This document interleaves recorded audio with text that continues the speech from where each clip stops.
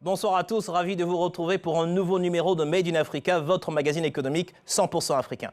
Ce numéro sera consacré au marché de l'art contemporain, un marché en plein essor au niveau mondial. L'art contemporain pesait près de 20% du marché de l'art en 2020-2021 contre 3% en 2000-2001. C'est 8 fois plus de lots vendus et 27 fois plus de valeur qu'il y a 20 ans. Si l'art contemporain inspire et fait rêver, il faut aussi vendre. L'œuvre la plus chère vendue en 2021 n'est autre que Femme assise près d'une fenêtre, Marie-Thérèse de Pablo Picasso, adjugée 103,41 millions de dollars chez Christie's à New York en mai dernier. Le tableau représente Marie-Thérèse Walter, compagne et muse de l'artiste. Vous allez découvrir ce soir que sur ce marché de l'art contemporain, l'Afrique prend une place de plus en plus importante. Et au sommaire ce soir, enquête sur le marché de l'art contemporain en Côte d'Ivoire. Pour mieux comprendre ce secteur, nous avons suivi dans leur quotidien deux jeunes artistes en plein essor, Aurélie Tifi et Souleymane Konaté. Aurélie est photographe, Souleymane est peintre. Tous deux tentent de se faire une place au soleil et ça marche. Leurs œuvres s'exposent déjà dans des capitales mondiales. Ils vivent aujourd'hui de leur art. Puis nous prendrons la direction de la capitale du Sénégal, Dakar. Nos équipes se sont rendues à la Biennale, appelée aussi Dak Art, l'un des événements artistiques majeurs du continent. Galéristes, collectionneurs, artistes, musées et fondations s'y donnent rendez-vous pour admirer des œuvres, mais aussi pour faire du business. Peut-on bien gagner sa vie en faisant de l'art visuel? Vous aurez une réponse si vous connaissez Abou Dia, de son vrai nom Abdoulaye Diarra-Souba. Ce peintre ivoirien, né en 1983, est bien connu des amateurs d'art contemporain. En 2021, l'une de ses œuvres s'est vendue au prix record de 232 000 $, soit près de 150 millions de francs CFA chez Sotheby's. Abou Dia symbolise la percée des artistes ivoiriens, des artistes talentueux et ambitieux comme Aurélie Tifi et Souleymane Konaté. L'une s'impose dans la photographie et l'autre s'est fait connaître comme peintre de talent. Portrait croisé de Aurélie Tifi et Souleymane Konaté, profession artiste contemporain, un reportage de Susanna Blandin, Ghislaine Mendonça et Émilie Kofi. Ce matin-là, sur la plage de Mondoukou, un shooting photo pour le moins original. Mike, tu peux reculer juste un peu, s'il te plaît. Aurélie Tifi, photographe, dirige son modèle d'une main de fer. J'abaisse un peu les mains. Ok, c'est bon comme ça. Tu restes comme ça. Une daba recouverte de lames, une calebasse en guise de masque. La mise en scène sort tout droit de l'imaginaire de la jeune artiste. Le thème de la séance aujourd'hui, c'est les lames de mon âme. J'utilise très fréquemment des lames que je dispose sur la calebasse, la daba, la machette. C'est un outil qui est très présent dans mon travail. Ça représente les blessures intérieures et aussi physiques que certaines personnes n'arrivent pas à exprimer. Donc je sais exactement la vision que je veux donner à mon projet, à ma photo et tout. Donc quand je viens, ça va rapidement, tac, tac, tac. À 27 ans à peine, Aurélie Tifi n'en est pas à son coup d'essai en photographie. Certains de ses clichés ont fait le tour du monde et elle fait partie des figures montantes de la photographie contemporaine ivoirienne. Depuis un an, elle touche du doigt le rêve de nombreux artistes, vivre de son art. Un rêve qu'est aussi en train de réaliser Souleymane Konaté. Lui n'est pas photographe, mais peintre. Il partage avec Aurélie cette force créatrice qui les a poussés à devenir artistes dans un pays où cette profession n'est pas toujours valorisée. Avec détermination, les deux artistes tentent de se faire une place sur le marché de l'art contemporain et sont en voie d'y arriver. Leurs œuvres s'exposent déjà dans des capitales stratégiques comme Dakar, Paris ou New York. Comment sont-ils parvenus à sortir leur épingle du jeu? Quel est leur quotidien d'artiste? Nous sommes allés à la rencontre de deux étoiles montantes de l'art contemporain ivoirien.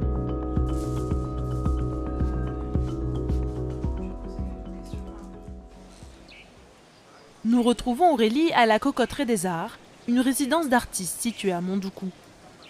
Ici, elle vient travailler dans un cadre calme et inspirant, loin du tumulte d'Abidjan. Je viens souvent ici Il y a la scène qui est là, les chambres sont là et il y a la terrasse qui est par ici. Après chaque séance, elle passe méticuleusement en revue les clichés. Je suis à la recherche de la bonne photo. Pour moi, une bonne photo, c'est quand il y a l'instant et il y a les règles en photographie qui sont respectées. Donc là, moi, je pense que j'ai la bonne photo parce qu'elle respecte les règles et tout en photographie, le message qui passe. Une photo comme celle-ci, pour le prix, je vais devoir m'entendre avec la galériste. Mais si je dois l'insérer à ma série photo, 1 million, voire plus, pour une photo. Lorsqu'Aurélie insère une photo à sa série, celle-ci est généralement tirée en 7 exemplaires. C'est ce qu'on appelle des éditions. Et plus l'on s'approche de la 7e édition, qui correspond au dernier exemplaire sur le marché, plus le prix est élevé du fait de la rareté. Une même photo sera donc vendue plus ou moins cher selon le nombre d'éditions restantes. Si Aurélie a pu intégrer le marché de l'art, c'est parce qu'elle est représentée par une galerie, la galerie nomade Véronique Riffel, qui l'accompagne dans sa carrière artistique depuis 1 an. Régulièrement, Aurélie s'entretient avec la directrice de la galerie. Ce jour-là, elle est en France pour la saison artistique estivale. Toutes les photos que tu m'envoies là régulièrement, moi ça m'aide beaucoup parce que comme ça, je vais pouvoir travailler sur le portfolio. Dans quelques jours, c'est les rencontres photographiques d'art qui commencent. Et je vais prendre des rendez-vous, je vais montrer ton portfolio.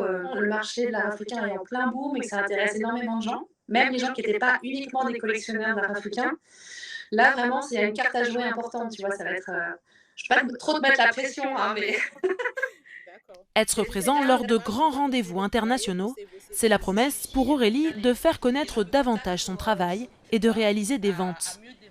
Il y a quelques semaines, elle a participé à une exposition au Sénégal qui lui a permis de conclure plusieurs ventes.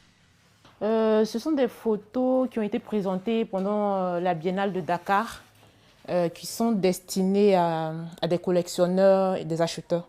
Donc je suis censée les emballer et voilà, les envoyer. Ces clichés se sont arrachés pour pas moins d'1 million de francs l'unité. Des débuts plus que prometteurs pour la jeune femme qui était loin de s'imaginer un jour devenir photographe. C'est à Port-Bouët, chez sa tante, qu'Aurélie vit depuis son adolescence. Originaire d'Ayamé, dans le centre de la Côte d'Ivoire, elle est venue poursuivre ses études à Abidjan. Des études de comptabilité d'abord, avant de bifurquer très rapidement vers la communication, puis l'art. Dans son parcours, elle a pu compter sur le soutien de sa mère. Là, ce sont mes toutes premières photos que j'avais réalisées avec une amie. Là. Mes premières photos avec la lame. Là, tu l'as fait en blanc-noir. C'est ça. Non, toutes les photos en blanc-noir. Pas de couleur. C'est elle qui lui a offert son premier appareil photo à l'âge de 22 ans. Je n'ai jamais imaginé que j'allais avoir une fille artiste. Jamais. Bon, mais elle est devenue artiste. Oh, on est content. Quand tu vois le prix d'un tableau, par exemple, tu te dis, ah, bon, ben, elle n'a pas galéré pour rien. Sinon, quand elle est allée à l'école, ce n'était pas pour devenir artiste. Le métier d'artiste en Côte d'Ivoire, je pense que ce n'est pas forcément un domaine que les parents conseillent. Mon expérience personnelle dans ce milieu a été, dans les débuts, très difficile. Je ne vais pas me cacher. Il fallait que je travaille mon regard, il fallait que je gagne de l'argent pour en vivre. Mais je peux dire que la photographie d'art, c'est un domaine difficile, mais un pari payant. Dans quelques mois, Aurélie présentera son travail à Paris lors de la très prestigieuse foire internationale ACA. Une opportunité sans précédent qui devrait consolider sa notoriété et lui permettre de continuer de réaliser son rêve. Vivre de son art, un challenge pour de nombreux artistes et pas que pour les photographes. Des visages bleus, oranges, jaunes, aux yeux écarquillés, fendus d'une bouche d'un rouge perçant. C'est la marque de fabrique de Souleymane Konaté. Dans son atelier situé à Bingerville, ce peintre originaire du nord de la Côte d'Ivoire s'inspire des mythes de son enfance pour créer des toiles aussi colorées qu'intrigantes. Mes personnages représentent des hybrides, des personnages mi-homme, mi-animal. Je ne me focalise pas sur le beau. Comme on peut voir ici, il y a un seul personnage avec 2 têtes. Et ces 2 personnes partagent le même corps. Je me suis beaucoup de la nature et puis je travaille sur la mythologie Bambara. La mythologie Bambara, c'est la venue de l'homme sur Terre. Des légendes qui sont autant de sources d'inspiration pour Souleymane Konaté, dont l'œuvre est prolifique. Son atelier regorge de toiles multicolores qu'il n'hésite pas à poster sur les réseaux sociaux pour plus de visibilité. Quand je publie mon travail sur Instagram, ça peut être un moyen de vente tout de suite. Comme c'est là, comme ça, tout de suite, si je mets ça sur les réseaux sociaux, quelqu'un peut me contacter et puis ça va partir tout de suite. Ouais. Et ça part à combien une toile comme ça? Une toile comme ça, parce que mes toiles se vendent par mètre carré. Donc cette toile se fait 1 m mètre. Je la vends 1 200 000 francs CFA. 1 200 000 francs pour une toile. Et les prix peuvent grimper encore plus haut pour des toiles plus imposantes. Comme celle-ci, d'une dimension de 3 mètres sur 2 mètres, qu'un acheteur a déjà réservé. Quand j'ai fait la photo, j'ai posté, tout de suite ça a été acheté. Donc je l'ai vendu à 7,8 millions. Maintenant, celle-là, elle est réservée, c'est une commande, la personne m'a commandé les dimensions. Voilà, donc la personne doit passer aussi. Par contre, cette toile, je suis en discussion avec le client qui se trouve à Miami, donc le client est beaucoup intéressé. Souleymane Konaté vend entre 4 et 5 toiles par mois. De temps à autre, il livre une partie de sa production à la galerie Walls qui le représente à Abidjan. Lorsque la galerie vend une toile de Souleymane, elle retient une commission de 50% destinée à couvrir les frais engagés pour promouvoir l'artiste, notamment les expositions organisées pour montrer ses œuvres. Des expositions qui restent cependant temporaires. Alors, pour s'assurer que son travail reste toujours visible, Souleymane Konaté a aménagé l'annexe de son petit atelier afin de présenter ses dernières toiles aux collectionneurs. Des collectionneurs comme Éric Niamien, cadre dans les assurances. Oui, ça va bien. Bon moment. Oui, vraiment. On ne s'est pas vu depuis la dernière fois. Effectivement. C'est bien passé à Londres, ton exposition? Super. Il a découvert les œuvres de Souleymane sur les réseaux sociaux l'année passée. Depuis, il lui rend régulièrement visite à l'atelier. Les pointillés que tu rajoutes, donc assez denses, sous un fond noir, ça me fait penser tout de suite à la pintade. Animal mythique dans nos légendes en fait, africaines. C'est un artiste qui sort clairement des conventions, donc qui n'a pas été encadré dans le formalisme en fait, des écoles peut-être artistiques. Ce qui m'intéresse lorsque je prends une toile avec un artiste, c'est d'abord moi-même ma propre pédagogie. C'est de me sensibiliser à l'art contemporain en fait, fait par des Ivoiriens, par des artistes africains, et puis surtout aussi de les accompagner en achetant régulièrement. Est-ce que vous allez lui acheter une œuvre aujourd'hui? Nécessairement. J'allais dire en fait, cette rouge tout de suite, j'étais venu lui rendre visite, mais cette rouge a clairement retenu mon attention et je pense savoir en fait quelle sera la place de cette toile. Maintenant, enfin bon, je pense qu'on aura un échange enfin, extrêmement utile avec Souleymane et puis certainement je ne repartirai pas à Bredouille aujourd'hui. Donc voilà, la balle clairement est dans son camp, on dira. Donc, voilà. Si les discussions sur les prix se tiendront en privé, le collectionneur devra certainement dépenser plusieurs millions de francs pour acquérir cette toile. Avec des prix de vente allant de 700 000 francs à plus de 7 millions, Souleymane Konaté se place aujourd'hui bien au-dessus du prix moyen des œuvres d'art vendues dans le monde. Un succès qui est le fruit d'un parcours atypique. Quartier Vatican, à Marcory. C'est ici qu'a grandi Souleymane Konaté. À l'époque, il est connu de tous comme propriétaire d'un magasin de prêt-à-porter, chauffeur de Woro Woro ou encore décorateur de taxi à ses heures perdues. C'est à partir d'ici que tout a commencé. Je faisais la calligraphie sur les voitures, sur les taxis, je mettais des numéros sur les taxis. Et puis du coup, j'ai commencé à peindre aussi tout doucement. Enfin, c'était une passion cachée. J'étais vraiment amoureux de la peinture. Je peignais, j'avais du mal même à montrer mon travail. Donc je n'avais jamais imaginé que j'allais pouvoir vivre de ce boulot dans le futur. En 2014, Il présente pour la première fois son travail lors d'une exposition avec des artistes confirmés et réalise ses premières ventes. C'est le déclic. Ouagadougou, Dakar, puis Paris, New York, sa carrière s'envole et prend une dimension internationale. Une success story qui ne finit pas d'épater ses amis de longue date. On l'a toujours connu en train d'habiller les jeunes du quartier. On venait tous se vêtir dans son box. Il ne croyait pas trop en ses talents de peintre, d'artiste peintre, pictural.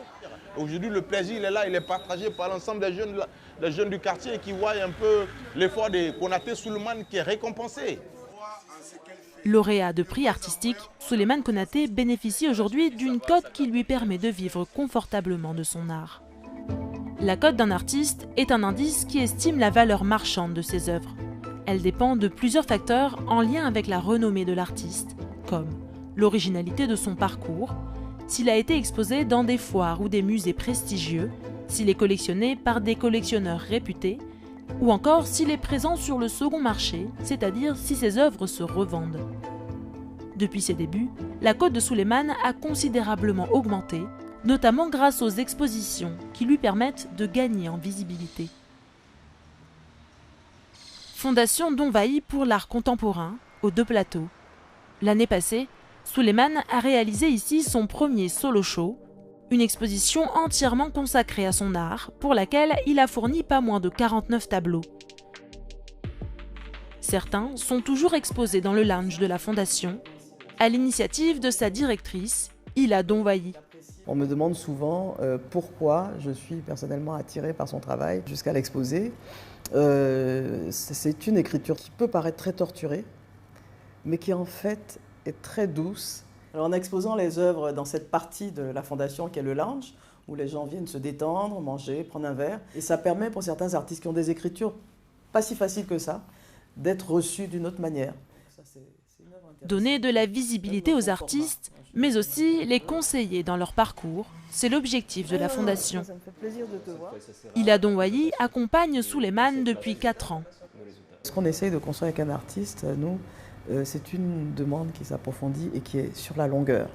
Il peut y avoir des coups comme ça, où tout d'un coup un artiste voilà, fait de gros revenus, et puis après ça s'éteint. Je ne dis pas que c'est le cas pour tous. Nous, on est sur la construction, sur la longueur. Donc oui, les prix des œuvres de Souleymane Konaté sont plus élevés qu'il y a quelques années. Mais on continue, je pense qu'il y a encore de la marge. Jusqu'à la fin de sa vie, sera un artiste, il a le temps de continuer à construire.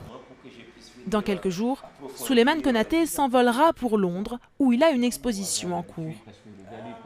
Un accomplissement de plus pour cet autodidacte qui n'a pas fini de faire parler de lui dans le milieu de l'art.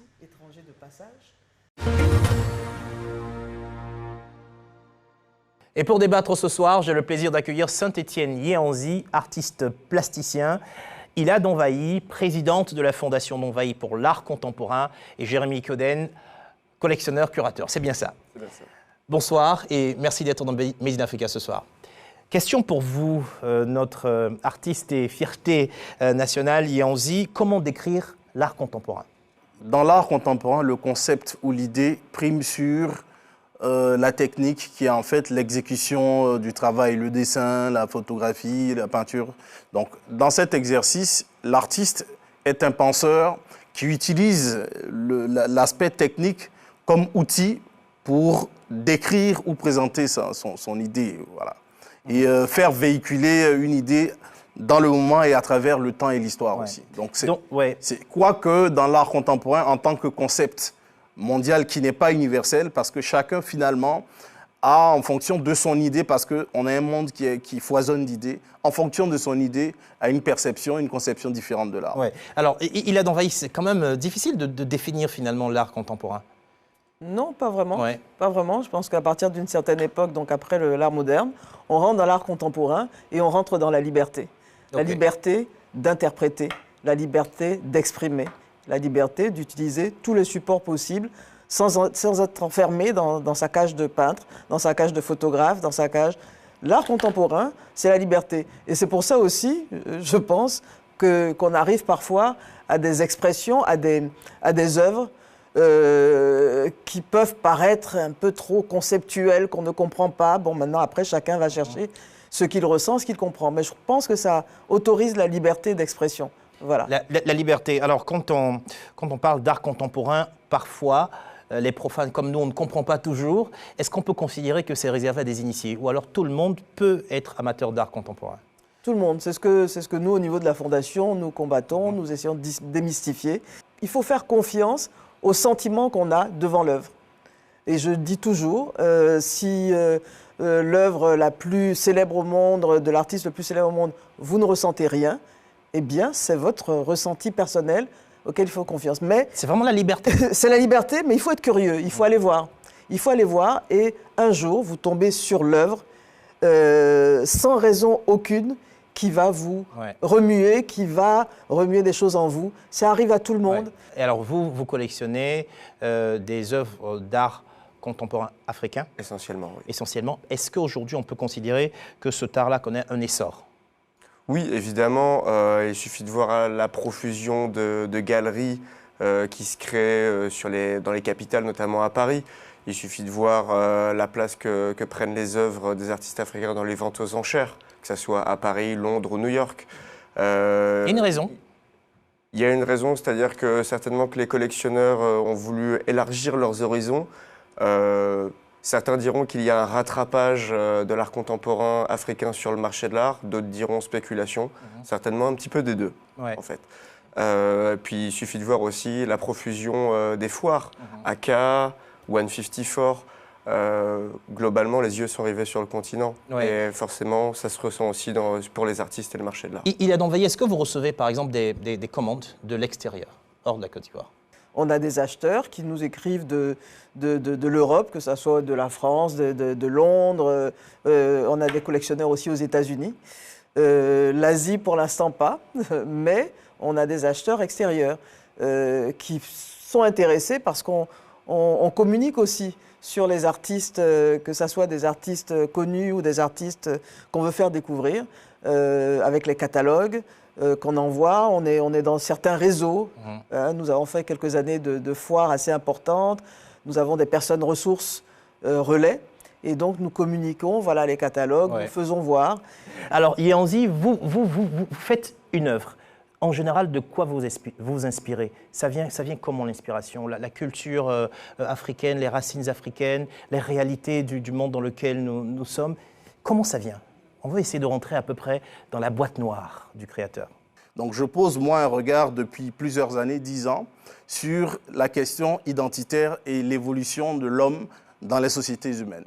Donc en gros, l'Afrique contemporaine d'aujourd'hui, comment elle évolue dans son identité par rapport à l'Europe, aux sociétés occidentales qui l'ont colonisée, et quelle est la place de la mémoire, donc de l'histoire du continent africain dans l'évolution des hommes d'aujourd'hui. Intéressant, intéressant. Alors ça donne envie de venir voir ses œuvres et de réfléchir un peu comme lui.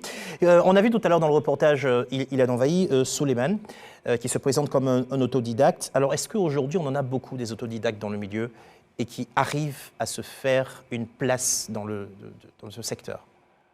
Je ne pourrais pas faire de statistiques, hein, mais il y a énormément d'autodidactes, pas simplement en peinture. Mais pour moi, je veux dire, le fait qu'on soit autodidacte ou qu'on soit diplômé des beaux-arts, même si être diplômé des beaux-arts, on a quand même la technique. On a des peintres internationaux très connus, des artistes qui étaient des autodidactes. On ne peut pas se satisfaire d'avoir juste un petit talent, qu'il soit autodidacte ou qu'il vienne de l'école. Voilà. Il faut continuer, il faut chercher, il faut creuser à l'intérieur de soi, il faut exprimer. Donc dans tous les cas, avec un talent, la formation ou au moins l'auto-formation, c'est extrêmement important. Ah oui, oui, l'enrichissement, exactement. Oui, oui, c'est extrêmement important. Vous achetez aussi des œuvres d'artistes qui sont autodidactes? Oui, enfin, je ne fais absolument aucune différence. C'est pas le CV d'un artiste académique ou non n'est pas pour moi un critère de sélection. C'est plutôt en fait, voilà, bon, y a la question du rendu, l'esthétique, le visuel. Dans quelle mesure ça va me frapper? Est-ce que ça va déclencher en moi une certaine sensibilité? En même temps, on a envie de savoir, vous êtes diplômé des Beaux-Arts, est-ce que justement nos écoles mettent sur le marché beaucoup d'artistes qui arrivent à produire, à continuer de produire et à exposer? Parce qu'à un moment donné, on se disait qu'après être diplômé, ils se contentaient peut-être que d'enseigner. Est-ce qu'on a sur le marché des artistes qui sont sortis des écoles et qui exposent et qui se battent avec leur art sur le marché? Je ne sais pas à qui je pose la question. Vous avez le marché. Oui, allez-y. Vas-y. Je suis enseignant aussi en passant à l'école qui m'a formé. La majeure partie des artistes connus, Aboudia, Ouattara Watt, François Xavier Brem, tout ce que vous voulez sont issus de l'école. Okay. Donc ici, on a une parité en Côte d'Ivoire et c'est l'une des spécificités du cas de figure en fonction des pays. Ici, on a une école qui a produit la plupart des créateurs. Ouais. Donc c'est plutôt les autodidactes qui ont du mal à se faire entendre parce que techniquement, ils partent avec des outils en moins. Mais ça ne change rien à la créativité qui, elle, se suffit à elle. C'est très, très important qu'on ait ce retour-là concrètement. Est-ce qu'aujourd'hui, on sait qu'il y a des gens qui vivent de leur art? Est-ce qu'en Côte d'Ivoire, on a nos frères qui sont des artistes, nos sœurs qui sont des artistes? Est-ce qu'aujourd'hui, ils arrivent à en vivre ou ils sont obligés de coller d'autres métiers pour pouvoir s'en sortir? C'est difficile. Il y a un certain nombre qui vivent totalement de cet art-là. Mais ce n'est pas étonnant et ce n'est pas spécifique à la Côte d'Ivoire. On retrouve ça dans le monde entier parce que simplement les arts de l'esprit, les arts de l'âme, il y a peut-être un coefficient d'aléatoire qui est plus important que dans d'autres secteurs. Ce que Yandi, je pense, voulait dire, c'est qu'il ne faut pas non plus singulariser ce secteur, je ne veux pas dire ce métier, parce qu'effectivement, le jeune médecin, le jeune avocat, etc., on ne lui pose pas cette question-là, entre guillemets, on lui pose moins la question. Et vous êtes d'accord avec moi que les parents n'ont pas tendance à encourager leurs enfants quand ils veulent faire de l'art. Donc on veut comprendre le marché on pourra libérer les parents. Même si c'est aléatoire, pour le jeune médecin ou le jeune avocat, il y a quelque chose de presque sûr. On se fait des illusions aussi, le chemin aussi est difficile. Mais c'est vrai qu'au niveau de l'artiste, parce que justement, ça fait appel au ressenti des gens, comme d'autres secteurs. Et c'est vrai qu'il y a le côté aléatoire. Il faut peut-être beaucoup plus de collectionneurs, comme vous, Jérémy, pour pouvoir donner beaucoup plus de perspectives aux artistes, justement. Oui, mais dans un premier temps aussi, il y a aussi la question du statut d'artiste qui a été légèrement abordée dans les réponses.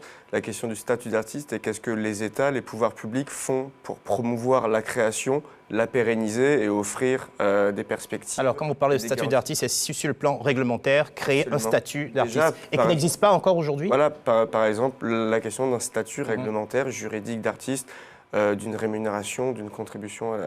Et cette question-là, elle se pose pour pérenniser, ce qui pourrait aussi aider les parents à se projeter ou à se projeter et à projeter leur enfant dans une carrière d'artiste qui pourrait les rassurer. Actuellement, d'un point de vue sociétal, le statut d'artiste est perçu comme pas rémunérateur, trop dangereux.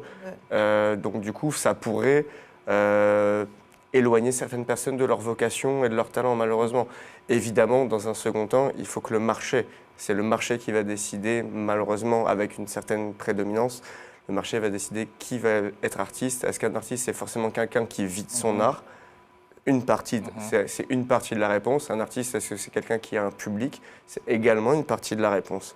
Les collectionneurs comme moi, par exemple, j'ai choisi de collectionner de l'art contemporain africain, c'était un engagement à soutenir la création, parce que ce que je voyais, ce qui se passait autour de moi, m'a intéressé, m'a touché. Je me suis dit, je veux en faire partie, je veux en être, et la façon dont je vais en être, c'est que je vais le soutenir. Je vais le collectionner parce que si, j'ai pas le choix. Mais c'est une conjonction de facteurs, et tous ces signaux doivent s'entrecroiser pour arriver à l'émergence d'une véritable création. Il a envahi, concrètement, les gens, ils achètent à un certain prix. Et ce prix doit être déterminé. Alors on l'a vu tout à l'heure, Souleymane Konaté avec vous, il nous a dit qu'il fixe le prix de ses œuvres au mètre carré. Alors c'est intéressant, c'est comme ça que ça se passe à la Fondation. Effectivement, la détermination du prix ou des prix dépend de plusieurs choses. qui sont déterminés par ou la galerie, ou l'agent, ou la personne qui défend l'artiste, avec l'accord de l'artiste, en discutant avec l'artiste, en expliquant, nous c'est ce qu'on fait avec les jeunes artistes. Donc avec les jeunes, on leur explique, voilà. La progression, on sent qu'il y a du talent, on sent qu'il faut travailler. Effectivement, quand il parle de mètres carrés, il parle de format. Il est clair qu'un petit format de 60 par 80, il va être moins cher qu'un format de 200 par 200. C'est évident. Mais on ne rapporte pas ça. L'unité de mesure, ça ne devrait pas être le mètre carré. Ce n'est pas le mètre carré. Ce n'est pas le mètre carré. Il y a aussi un facteur, encore une fois, un facteur qui n'est pas objectif dans la détermination du prix. Il y a aussi des facteurs qui ne sont pas objectifs. Parce que c'est de l'art. Avec vous, Yanzi, on va se projeter dans 10 ans. D'après vous, comment est-ce que vous voyez la croissance de l'art contemporain en Afrique et justement son positionnement dans le monde? Il ne faut pas voir l'art comme quelque chose qui est au-dessus ou en dessous de la société. L'art en dedans, et dans 10 ans, je pense que l'un des plus grands saluts du continent africain, de par la restauration de sa dignité, celle du continent, viendra par les arts. Dans 10 ans, je vois l'Afrique et les artistes du continent africain, ambassadeurs à juste titre, défendant d'autres choses que la valeur esthétique de leur œuvre, défendant des valeurs identitaires, des valeurs de patrimoine qui vont nous permettre de nous projeter vers l'avenir avec un meilleur modèle de développement que celui que nous avons. Alors, on vient de le voir, les artistes ivoiriens peuvent rêver grand et voir leurs œuvres exposées dans le monde entier, mais c'est tout un continent qui se distingue en ce moment. On témoigne l'effervescence autour de la Biennale de Dakar, où nous nous sommes rendus en juin dernier. Dakar, capitale de l'art contemporain. Un reportage de Samuel Trazier, Gisela Mendonça et Niki Kome. Tout au bout de la presqu'île du Cap-Vert, l'ancien palais de justice de Dakar au Sénégal. C'est ici que se retrouvent tous les 2 ans les amoureux de l'art contemporain à l'occasion de la Biennale de Dakar. Pendant un mois, les artistes du continent investissent la capitale sénégalaise et y exposent leurs œuvres. Cette année, 59 artistes et collectifs retenus pour l'exposition officielle. Des œuvres qui se découvrent sous différents supports: peinture, sculpture, installation, tissage textile, son et vidéo.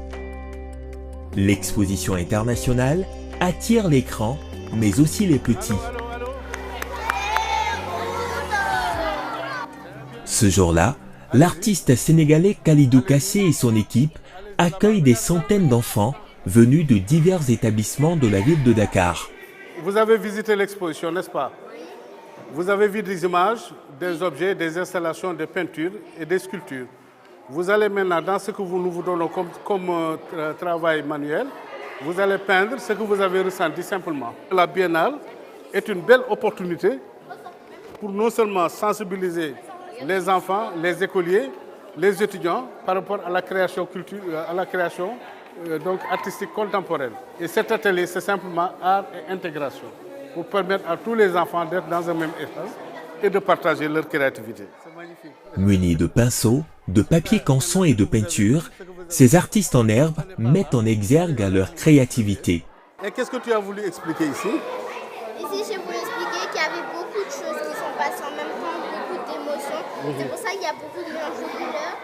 Parmi ces jeunes se cachent peut-être de futurs grands artistes qui exposeront un jour à la Biennale de Dakar. La Biennale de Dakar, aussi appelée Dak-Art, est l'un des événements artistiques majeurs du continent. Depuis plus de 2 décennies, cette biennale contribue à révéler des talents d'une Afrique qui crée et innove. Des talents comme Barthélemy Togo et Freddy Tsimba, qui aujourd'hui exposent dans le monde entier des œuvres pouvant atteindre à plus de 50 millions de francs CFA. Car la biennale, c'est de l'art, mais aussi du business. Galéristes, collectionneurs, artistes, musées et fondations s'y donnent rendez-vous. Pour attirer de plus en plus de visiteurs, les organisateurs ne cessent de se réinventer en imaginant de nouvelles manières de raconter l'Afrique.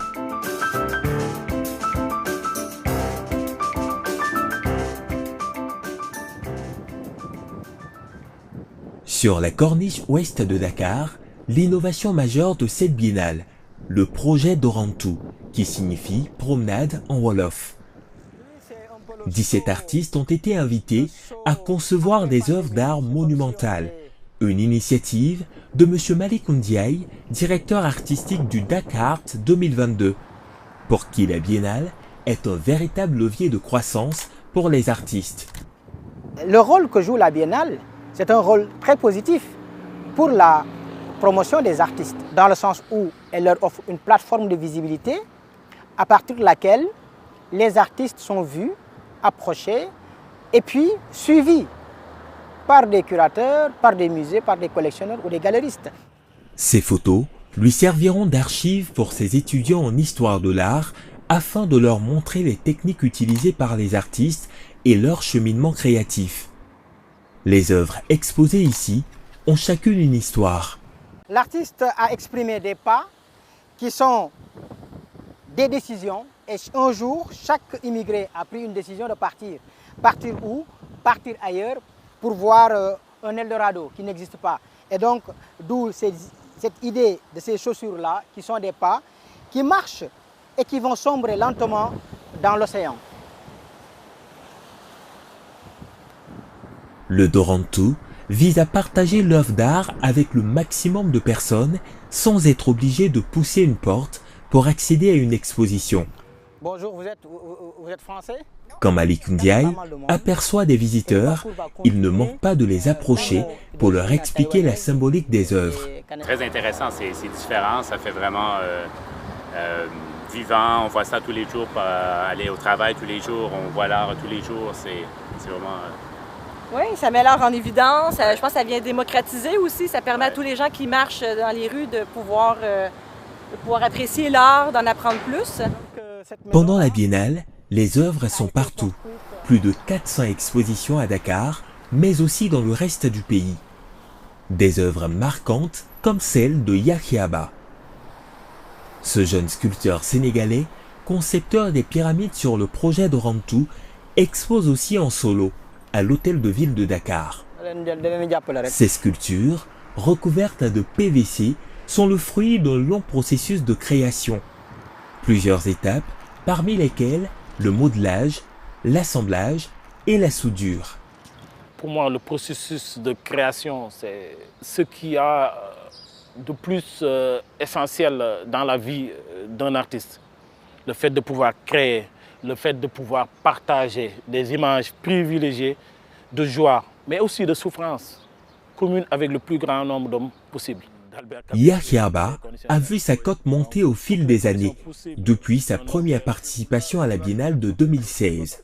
Aujourd'hui, il expose à travers le monde et ses œuvres ont pris de la valeur. Voilà, parfait. Merci beaucoup, M. Diop. On continue à se suivre sur Instagram. Voilà. En général, mes œuvres coûtent 10 000 €, ce qui fait 6 500 000 francs CFA. Une œuvre, comme ce crocodile, est achetée la plupart du temps par des particuliers, tandis que les installations sont achetées en grande majorité par des musées et des fondations. Mais il n'y a pas que.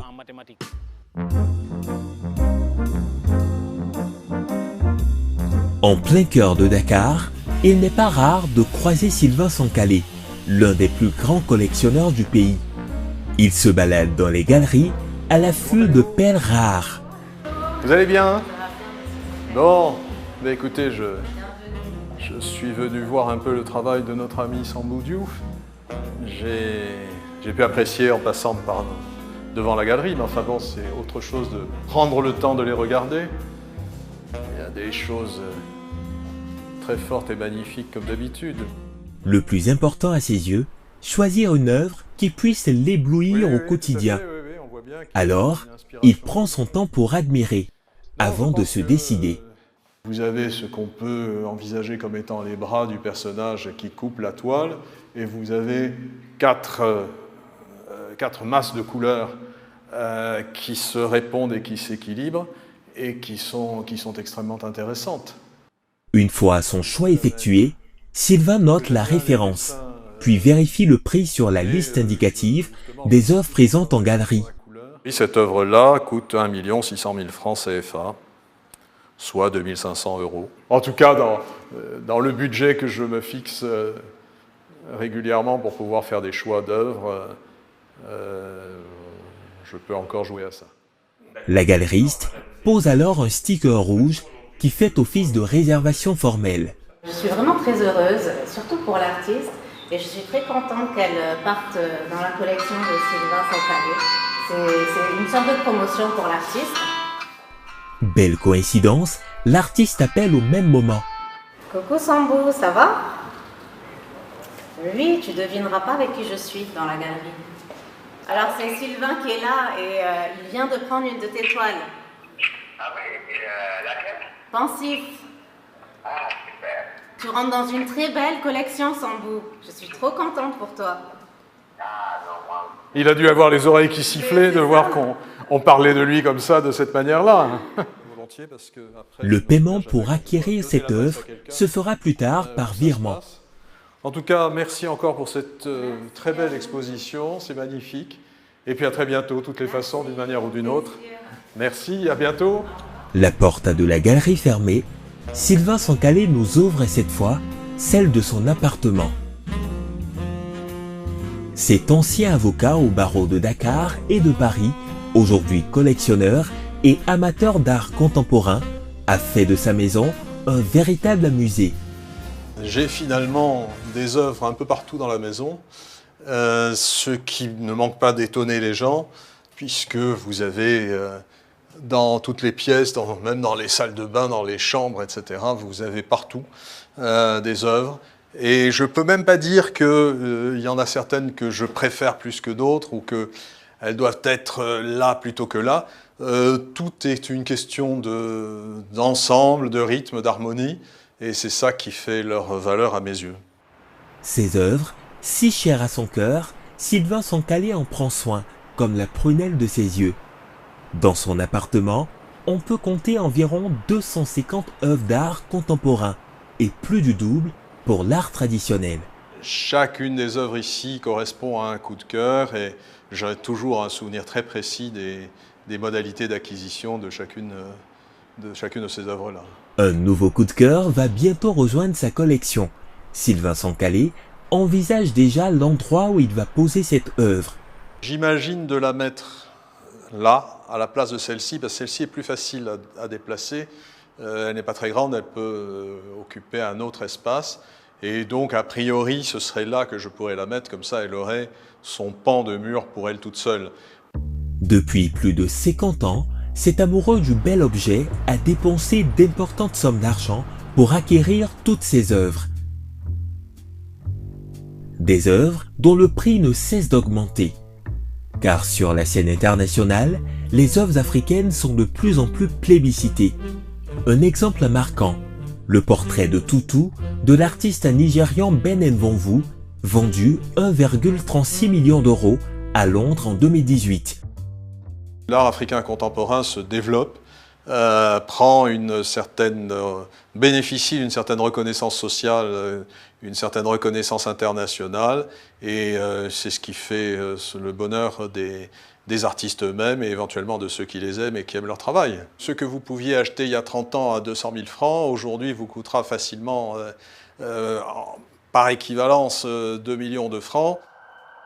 Et pour se rendre compte que la donne a changé, direction l'une des galeries d'art les plus en vue du Sénégal.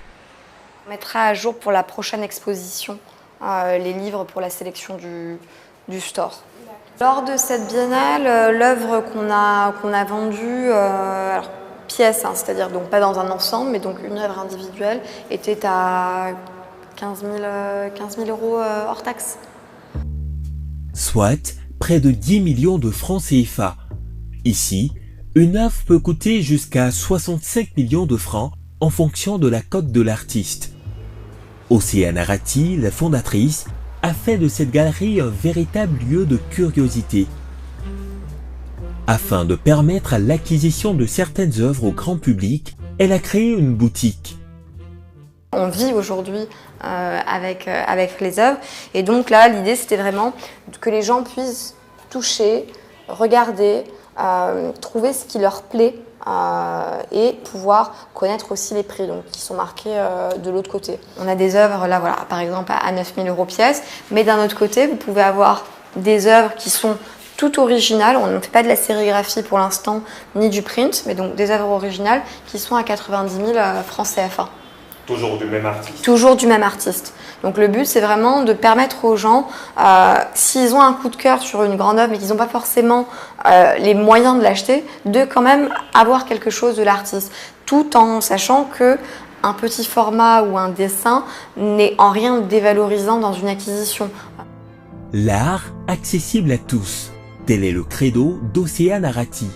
Cette année encore, le Dakar a mis un coup de projecteur sur les talents du continent. Des talents prêts à conquérir un secteur en plein essor. L'art contemporain pesait près de 20% du marché de l'art en 2020-2021, contre 3% seulement en 2000-2001.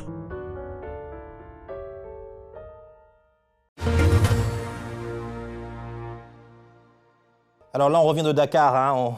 On a atterri à Abidjan. Question pour vous, Jérémy. Qu'est-ce qui vous aura marqué dans ce reportage? Le dynamisme au niveau des expositions et le fait que Dakar ait quand même une place assez forte en termes d'art contemporain africain, à la fois pour le continent, mais aussi avec une visibilité internationale importante. Pour un artiste africain, ça va contribuer à sa cote. Ilad Envahi, vous êtes d'accord, la Biennale de Dakar, une place importante sur la scène internationale pour notre art contemporain? Tout à fait, c'est une place importante. Je pense qu'on peut dire que même sur le continent africain et puis même dans le monde, c'est une des biennales, même si elle doit s'améliorer sur le plan de l'organisation et parfois de la sélection. Je pense que voilà, c'est une biennale qu'il faut continuer de défendre. Moi, ça fait 20 ans que j'y assiste. Au début en tant qu'exposant, aujourd'hui juste voilà, en soutien et pour pouvoir découvrir des artistes. C'est une biennale qui n'a pas d'égal pour l'instant. Et Anzy, votre regard sur la biennale de Dakar et justement son importance pour le développement de l'art contemporain sur notre continent? C'était important pour moi en tant qu'artiste, parce que pour un artiste venant du continent, avoir la biennale de Dakar dans son CV, c'est hyper important. Aujourd'hui. Je pense que c'est la plus grande reconnaissance continentale. Donc une vraie plaque tournante, Dakar. En termes d'institution. C'est l'institution qui valide la reconnaissance d'un créateur originaire du continent. C'est très institutionnel et comme Mme Envahi l'a dit, on n'en a pas beaucoup, donc il faut défendre ce qu'on a. On a vu tout à l'heure un collectionneur, comme vous, Jérémy. Alors question, on dépense quand même, avec ce qu'on a vu, des sommes qui sont parfois importantes pour le niveau moyen des citoyens africains, donc ivoiriens ou sénégalais, puisque c'est ces deux pays qu'on a vus. Alors est-ce que ce qui motive, c'est le plaisir d'acquérir une belle œuvre d'art? On le sent aussi. Est-ce que c'est aussi pour certains un investissement et qu'on a envie de rentabiliser et qu'on acquiert avec l'intention de rentabiliser? Donc, comment ça se passe? Ou les deux? Moi-même, en tant que collectionneur, j'achète par pur plaisir, par amour.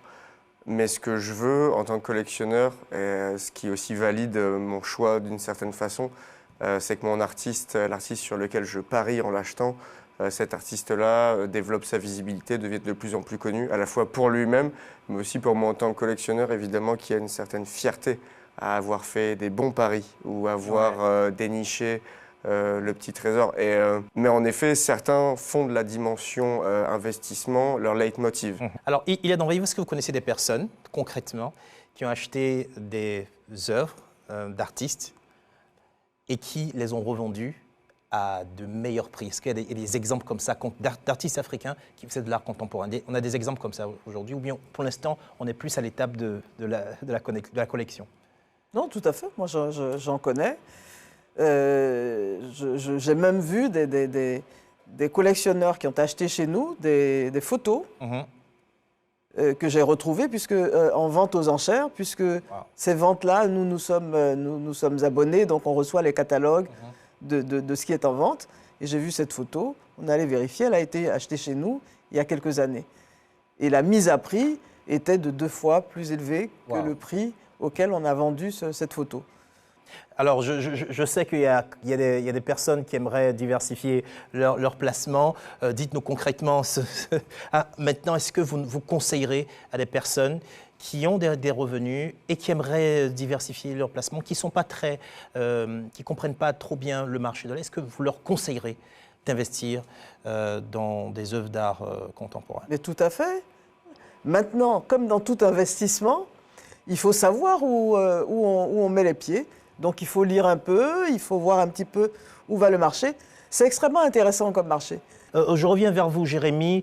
Est-ce qu'aujourd'hui, vous pouvez nous dire qu'il y a des pays qui sont incontournables aujourd'hui en Afrique dans l'art contemporain, notamment en matière de talent et d'exposition? Le Maroc est aussi un lieu qui va devenir assez incontournable, médiation entre l'Europe et l'Afrique subsaharienne, où des villes comme Marrakech, Casa sont très dynamiques en termes d'exposition, où il y a aussi également, disons, une politique culturelle qui est poussée par le roi, où l'art devient aussi un levier, un objet de soft power et de rayonnement aussi à l'international. Les pays anglophones, de par leur proximité linguistique et historique avec le marché anglais... Il y a le Nigeria. Oui, mais après, avec l'organisation, il y a des foires. Et ensuite, les Nigérians sont les premiers consommateurs de leur art. Moi, j'ai fait 2 foires au Nigeria. Artix Lagos qui commençait, qui est aujourd'hui une foire installée. Moi, je l'ai faite à ses débuts. Les Nigérians sont des acheteurs, des consommateurs de leur propre art. L'Afrique du Sud, on en parle souvent. L'Afrique du Sud, j'ai pratiqué pas mal aussi, notamment Cape Town, où j'ai participé à la foire en tant qu'invité. Mais je trouve que ce qui se passe reste dans un cercle fermé, notamment à Cape Town, où, bien sûr, quand vous êtes reçu avec honneur, vous voyez tous ces artistes, c'est très intéressant. Le musée est très intéressant. Et puis ensuite, autour, eh bien, vous avez les ghettos de Cape Town. L'écosystème aussi de l'art, quand il s'agit de foires au Maroc, a des problèmes parce qu'au niveau des règlements et de la circulation de la monnaie, c'est très difficile. C'est pour ça vous n'allez pas réagir, Jérémy. C'est pour ça qu'Abidjan est intéressant. Alors, je vais conclure tout à l'heure avec une question. Donc, la question, c'était la suivante. Qu'est-ce que vous pourriez dire à des parents qui n'aimeraient pas, qui ne motiveraient pas leurs enfants à aller vers l'art? Qu'est-ce que vous leur diriez pour qu'ils les laissent y aller? Alors là... Lui, il incarne ça, hein, sa trajectoire va parler. Pas besoin de parler. Oui, il n'a pas besoin de parler. Bah, écoutez, c'est ce qu'on fait. Nous, on reçoit énormément d'enfants à la Fondation. Et je pense qu'il faut que... Je dirais simplement aux parents, comme j'ai fait avec ma fille, avec mes neveux, laissez-les venir, laissez-les découvrir. Laissez-les, on a la possibilité, même en étant à l'école, de prendre des cours d'art. Ça peut être une découverte. Et puis ensuite, vous ne pouvez pas, si un enfant veut absolument rentrer dans ce secteur-là, je pense que c'est comme un autre secteur, il faut le porter, il faut l'appuyer pour que ça soit fait de la manière, la formation la plus professionnelle possible, qu'il ait la meilleure formation. Moi, je vais encore sourire, j'ai toujours dit à ma fille, le métier, tu feras le métier que tu veux. Si tu veux être balayeuse, simplement, tu seras la meilleure balayeuse au monde. C'est tout, et c'est la même chose. Voilà. Et on se souvient de votre phrase que vous avez dit un jour, Dakar à la Biennale, Abidjan le marché, vous êtes toujours d'accord? Je persiste et je signe. Merci Ila Donvaï, merci Jérémy Kouden, merci Saint-Étienne Yeanzi, merci à vous aussi d'avoir suivi ce numéro de Made in Africa. Je vous donne rendez-vous dans 15 jours pour un tout nouveau numéro. Vous pouvez toujours nous retrouver cette émission notamment sur notre site internet, c'est www.rti.ci ou sur l'application RTI Mobile. Vous pouvez aussi suivre nos activités sur les réseaux sociaux, Made in Africa pour Facebook et Made in Africa TV pour Instagram et Twitter. Merci à tous ceux qui m'ont aidé à préparer cette émission, aux équipes de production d'Elephant Africa. Merci aussi aux équipes de RTI pour la réalisation. Et je vous souhaite une excellente suite de programmes sur RTI.